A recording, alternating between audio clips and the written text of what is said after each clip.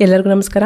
Budget friendly iron foods. ಮಿಲೆಟ್ಸಲ್ಲಿ ಸಜ್ಜೆ, ಬಾಜ್ರದಲ್ಲಿ ಹೆಚ್ಚಾಗಿ ಐರನ್ ಇರುತ್ತೆ. ಪಲ್ಸಸ್ ಅಂದರೆ ಬೇಳೆಗಳಲ್ಲಿ ಮಸೂರ್ ದಾಲ್, ಕೆಂಪು ತೊಗರಿ ಬೇಳೆಯಲ್ಲಿ ಹೆಚ್ಚಾಗಿ ಐರನ್ ಇರುತ್ತೆ.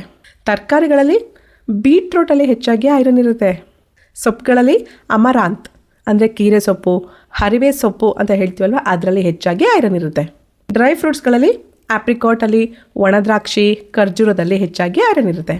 ಹಣ್ಣುಗಳಲ್ಲಿ ದಾಳಿಂಬೆಯಲ್ಲಿ ಹೆಚ್ಚಾಗಿ ಐರನ್ ಇರುತ್ತೆ. ಅದಕ್ಕಿಂತ ಸ್ವಲ್ಪ ಕಡಿಮೆ ಪ್ರಮಾಣದಲ್ಲಿ ಕಲ್ಲಂಗಡಿ ಹಣ್ಣಲ್ಲೂ ಇರುತ್ತೆ.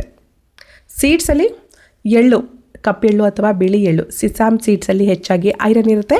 ಜೊತೆಗೆ ಪಂಪ್ಕಿನ್ ಸೀಡ್ಸ್, ಕುಂಬಳಕಾಯಿ ಬೀಜದಲ್ಲೂ ಐರನ್ ಇರುತ್ತೆ.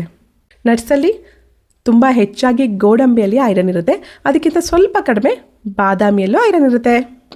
ಒಂದು ನೆನ್ಪಿಟ್ಕೊಳ್ಳಿ, ಐರನ್ ಚೆನ್ನಾಗಿ ನಮ್ಮ ದೇಹ ಅಬ್ಸರ್ವ್ ಮಾಡ್ಕೋಬೇಕು ಅಂದರೆ ಅದಕ್ಕೆ ವಿಟಮಿನ್ ಸಿ ಬೇಕು.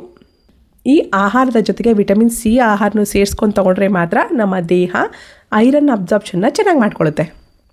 ವಿಟಮಿನ್ ಸಿ ಆಹಾರ ಎಲ್ಲರಿಗೂ ಗೊತ್ತಿರೋದೆ. ನಿಂಬೆ ರಸ, ಕಿತ್ತಳೆ ಹಣ್ಣು, ಮೂಸಂಬಿ ಹಣ್ಣು, ಆಮ್ಲ, ಇವೆಲ್ಲದರಲ್ಲೂ ಹೆಚ್ಚಾಗಿ ವಿಟಮಿನ್ ಸಿ ಇರುತ್ತೆ. ನಾವು ದಿನನಿತ್ಯ ಬಳಸೋದು ನಿಂಬೆ ರಸ. ಸೊ ನೀವು ತಯಾರಿಸಿರುವಂಥ ಆಹಾರಕ್ಕೆ ಲಾಸ್ಟಲ್ಲಿ ಒಂದು ಸ್ವಲ್ಪ ನಿಂಬೆ ರಸನ ಚೆನ್ನಾಗಿ ಮಿಕ್ಸ್ ಮಾಡ್ಕೊಂಡು ತಿನ್ನೋದ್ರಿಂದ ಐರನ್ ಅಬ್ಸಾರ್ಪ್ಷನ್ ಚೆನ್ನಾಗಾಗುತ್ತೆ. ಐರನ್ ಡಿಫಿಷಿಯನ್ಸಿ ಹೆಣ್ಮಕ್ಳಿಗೆ ಜಾಸ್ತಿ ಬರ್ತಾ ಇರುತ್ತೆ. ಇಷ್ಟು ಆಹಾರ ಹೇಳಿದ್ದೀನಿ, ನಿಮಗೆ ಯಾವುದು ಈಸಿಯಾಗಿ ಸಿಗುತ್ತೆ ಅದನ್ನು ತಗೊಳ್ಳಿ, ತಿನ್ನಿ, ಆರೋಗ್ಯವಾಗಿರಿ.